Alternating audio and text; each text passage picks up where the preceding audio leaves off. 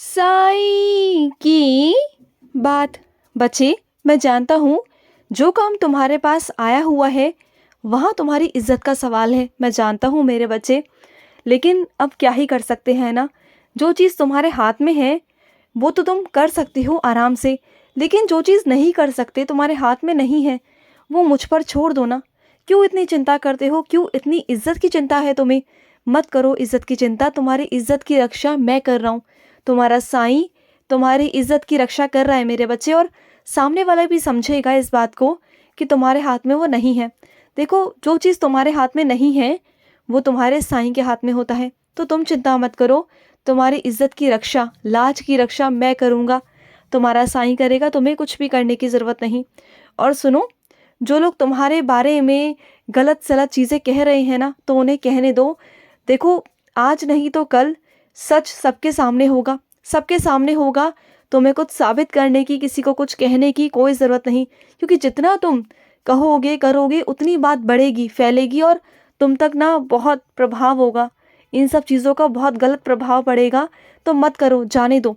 ये सोचो कि जब जब तुम उन्नति करोगे ना, जितना तुम आगे जाओगे, तो 10 लोग खड़े हो जाएंगे तुम्हारे पाँव खींचने वाले, बहुत लोग होंगे। लेकिन तुम क्या हर किसी को जवाब दोगे? अगर हर किसी को जवाब देने बैठोगे ना, तो कभी आगे नहीं बढ़ पाओगे। तो इसलिए जो भी है जैसा है होने दो, करने दो। जिसको जो कहना है कहने दो, जिसको जो करना है करने दो। एक ना एक दिन देखो सब सामने आएगा। तुम सच्चे हो ना, तो बस फिर बातें ख़त्म होती है। देखो, जो सच्चे इंसान होते हैं ना, उन्हें कभी किसी का डर नहीं होता।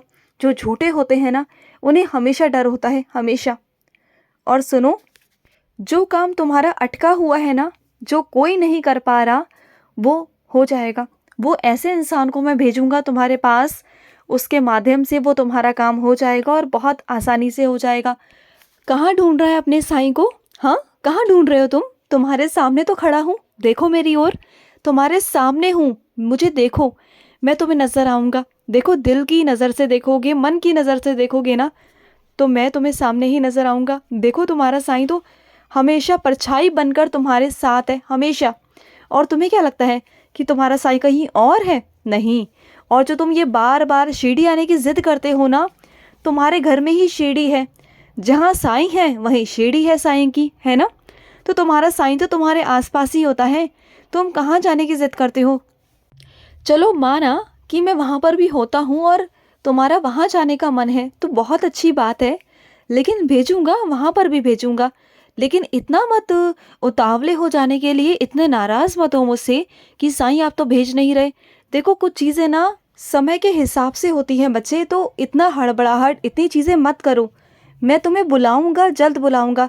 जब सही समय आएगा ना, तो मैं तुम्हें खुद बुलाऊंगा अपने आप से, बल्कि तुम्हारा हाथ पकड़ कर ना, खींच कर शिरडी लेके जाऊंगा। सुन लिया ना तुमने? और सुनो, जो तुम्हारे सपने हैं ना, जो भी तुम ख्वाब देख रहे हो, सपने देख रहे हो, वो सारे सच होंगे, सारे सच होंगे। ये मैं तुमसे कहता हूँ। तुम्हारा एक एक सपना मैं पूरा करूँगा, एक एक सपना। और जो भी तुम्हारी इच्छाएं हैं ना, सबकी सूची बना लो। एक एक सब सूची बनाकर मेरे आगे रख दो। एक सफ़ेद पन्ने पर लाल कलम से ना अपनी सारी इच्छाएं लिखकर मेरे चरणों में रख दो। फिर देखो, उसमें से तुम्हारी सारी एक एक इच्छाओं को मैं पूरा करता जाऊंगा। सारी इच्छाएं पूरी होंगी तुम्हारी, तुम देखना। और सुनो, बहुत जल्द तुम्हारी ज़िंदगी में एक चमत्कार होने वाला है, और वो चमत्कार तुम्हारी ज़िंदगी को पलट देगा। ऐसा चमत्कार होगा ना कि तख्ता ही पलट जाएगा। बस तुम देखते जाओ कि क्या से क्या होने वाला है तुम्हारी ज़िंदगी में।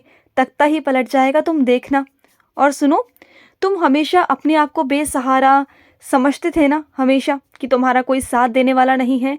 लेकिन अब ऐसे नए नए लोगों से मिलवाने वाला हूँ। कोई ना कोई ज़रिया ऐसे बनने वाला है तुम्हारे लिए। ऐसे ऐसे काम तुम्हारे पास आएंगे, ऐसे ज़रिए बनेंगे, नए नए लोग तुम्हारे से जुड़ेंगे कि देखना, तुम्हारी नैया ही पार हो जाएगी। तुम खुद कहोगे कि साईं ये कैसे हो गया।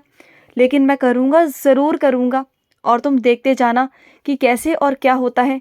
बस तुम इत्मीनान रखो, सबूरी रखो। तुम्हारा साईं है ना, तुम्हें बहुत आगे तक ले जाना चाहता है मेरे बच्चे, बहुत आगे तक। समझ गए ना? और सुनो, जो तुम्हारी तबीयत खराब है ना, तो ज़्यादा बाहर मत घूमो। तुम्हें सर्दी जुकाम खांसी है ना, और उसके बावजूद तुम बाहर घूम रहे हो, ठंडा खा रहे हो, तो थोड़ा परहेज करो ना। फिर कैसे ठीक होगे तुम बताओ? इतनी सारी दवाइयाँ खा रहे हो, कभी उदी की तरफ ध्यान दिया है तुमने कि मैं उदी ले लूँ बाबा की? अरे उदी सजाने के लिए नहीं दी है तुम्हें। मैं तुमसे माफ़ी मांगता हूँ कि मैं तुमसे ऐसे शब्दों का इस्तेमाल कर रहा हूँ, लेकिन अब मुझे तुम्हारे साथ थोड़ी सख्ती बरतनी होगी। बस बहुत हुआ। देखो उदी लो और साथ साथ परहेज भी करो। तुम्हें परहेज करना बहुत ज़रूरी है। अगर तुम ठीक होना चाहते हो तो तुम्हें परहेज करना होगा। बहुत ज़रूरी है परहेज करना। हर चीज़ को तुम परहेज नहीं करते हो। बस कोई चीज़ सामने आती है और तुम्हारे मुंह में पानी आ जाता है और तुम अपने आप को रोक नहीं पाते हो। देखो तुम्हें थोड़ा मन पक्का करना होगा। कुछ दिनों की बात है, जब कुछ दिन में तुम ठीक हो जाओगे ना तो खूब खाना, मैं तुम्हें मना नहीं करूँगा। लेकिन कुछ दिन रुक जाओ, कुछ दिन तुम्हें आराम करना होगा। और तुम्हें अगर ऐसा लगे ना कि तुम ठीक नहीं हो तो देखो छुट्टी ले लो।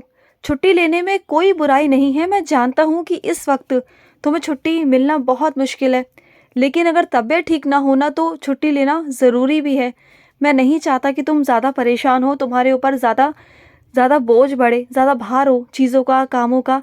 मैं चाहता हूँ कि तुम इस वक्त आराम करो। देखो कभी कभी छुट्टी लेना गलत नहीं होता। अगर तुम्हारे स्वास्थ्य की बात आए, तुम्हारे शरीर की बात आए ना, तो वहाँ पर तो छुट्टी बनती है मेरे बच्चे। और सुनो, जो चीज़ तुम नहीं चाहते हो करना, बार बार तुम्हें वही करना पड़ता है कुछ लोगों की खुशी के लिए। तो देखो, दूसरों की खुशी बहुत मायने रखती है, मैं जानता हूँ। सुनो मेरी बात, लेकिन अपनी खुशियों का त्याग करके दूसरों के बारे में सोचना, ये तो सही नहीं है मेरे बच्चे। तुमने हर बार यही किया है और इस बार भी तुम यही करने जा रहे हो। नहीं, मैं तुम्हें ये सब नहीं करने दूंगा। देखो, दूसरों की खुशियों के बारे में सोचो, ये बहुत अच्छी बात है, बहुत अच्छी बात। लेकिन अपनी बलि देकर, अपना त्याग देकर ये सब करना, ये अच्छी बात है? नहीं, इस बार ना मैं तुम्हें त्याग नहीं करने दूंगा, क्योंकि तुमने हर बार त्याग किया है, हर बारी। लेकिन इस बार मैं तुम्हें त्याग नहीं करने दूंगा, बिल्कुल नहीं करने दूंगा। इस बार तुम नहीं करोगे, किसी के लिए नहीं करोगे, सिर्फ अपने लिए सोचोगे और अपने लिए करोगे। हाँ, अगर तुम्हारी बात वहाँ नहीं आती, दूसरे की खुशी की बात आती है ना, तो खूब करो, मैंने कब मना किया। लेकिन अपना त्याग कर कर, बलि देकर, ये तो नहीं, ये मुझसे बर्दाश्त नहीं होगा और बिल्कुल नहीं होगा। इस बार मैं तुमसे कह देता हूँ कि अपने बारे में सोचो, अपने आप को सर्वोपरि रखो और अपना काम करो। समझ गए ना? और सुनो, कोई तीर्थ स्थल पर जाने वाला है मेरे बच्चे। कोई इंसान है जो तुम्हारे बहुत करीबी रिश्तों में आता है और उसे तीर्थ स्थल पे जाना है। उन्हें वहाँ जाने के लिए कुछ चीज़ों की ज़रूरत है, कुछ कमरों की ज़रूरत है, कुछ ऐसी चीज़ों की ज़रूरत है जो वहाँ जाकर वो कर नहीं सकते। उन्हें पता नहीं है, उन्हें ज्ञान नहीं है वहाँ का, तुम्हें पता है। तो देखो, अगर ऐसे कामों में तुम किसी की मदद कर दोगे ना तो ये तुम्हें पुण्य मिलेगा। तुम जानते हो, अगर वो तीर्थ स्थल पर जाएंगे और उसमें तुम्हारा थोड़ा सा भी योगदान हुआ ना, थोड़ा सा भी, तो तुम्हें उसका इतना बड़ा फल प्राप्त होगा, इतना बड़ा कि तुम सोच नहीं सकते हो। तो जब ऐसी चीज़ें तुम्हारे सामने आती हैं ना तो किया करो, क्योंकि ये सेवा होती है और मैं तुम्हें सेवा देता हूँ। किसी न किसी बहाने मैं तुम तक सेवा पहुँचाता हूँ, जानबूझकर, कि तुम वो सेवा कर कर ना अपने कुछ कर्मों को काट लो, तुम्हें उसका फल प्राप्त हो और जो तुम्हारी इच्छाएं हैं वो सारी पूरी हो सके, सारी। तुम्हारे अशुभ कर्म कट जाए और शुभ कर्म तुम्हारी ज़िंदगी में जुड़ जाए। बस मैं वही चाहता हूँ और इस कारण ही मैं तुम्हें सब ये सेवाएं देता हूँ। तो इन सेवाओं से पीछे मत हटा करो, इन सेवाओं को जी जान लगा कर किया करो। ये सोचा करो कि ये साईं का आदेश है। खुश रहो। आज का मध्याह्न साई संदेश समाप्त हुआ।